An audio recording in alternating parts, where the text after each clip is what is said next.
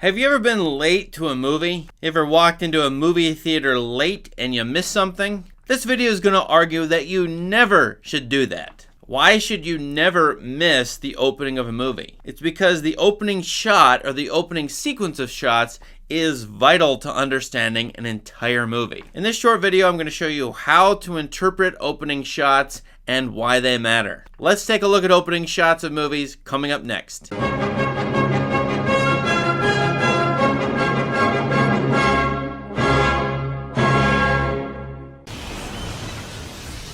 The opening shot of a movie, or the sequence of shots that opens a movie, is probably the most important shot in the movie other than the closing or final shot. Why do I say this? Well, of course, a movie is trying to build its own world in reference to your understanding as a viewer. A movie is, in a way, a simulation of your reality. And with its images and its sound, it's building up a network of associations which you yourself can understand. The opening shot of a movie gives you a wide range of images and associations with which you begin the movie and begin to connect things that are going to happen very early in a movie. With the opening shot, there's a rhetorical and a psychological dimension to all of them. Basically, the opening shot or shots of movies are trying to persuade you to believe in the world of the movie as it's going to be created. The psychologist Robert Cialdini calls this persuasion, and in Cialdini's great book titled Persuasion, he talks about the psychological and rhetorical concept of framing. That is, before we are persuaded of anything,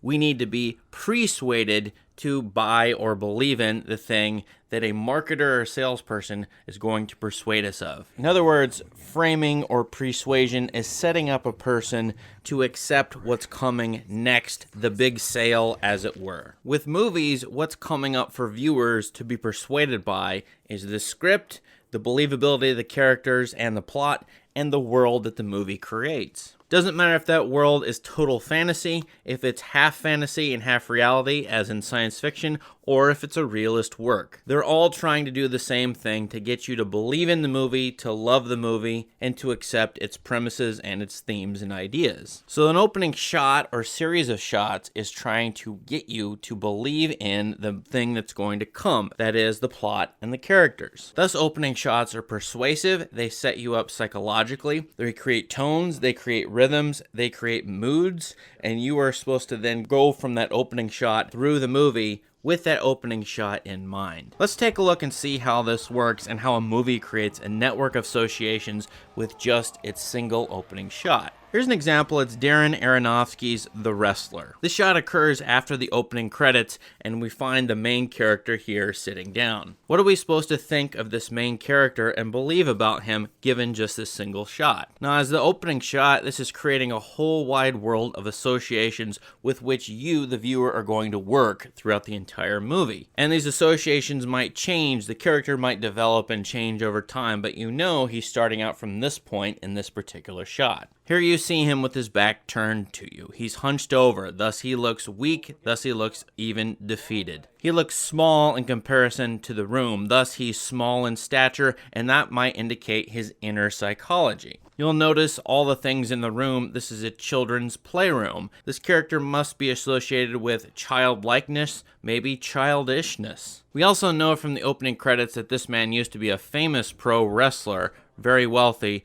and now he's here later in life. This means he's descended and become far less than he was. Now, because this character is a wrestler, we're supposed to make these associations of weakness, smallness, childlikeness, not just with this character, but with pro wrestling in general, because this character represents his sport. Let's take a look at another older movie which sets up a world of associations in its opening shot. This one is filled with satire, surprising satire in fact, by the great artist Charlie Chaplin. And this in his great movie Modern Times is going to criticize lots and lots of features of the modern world. The opening credits begin with a shot of a giant clock.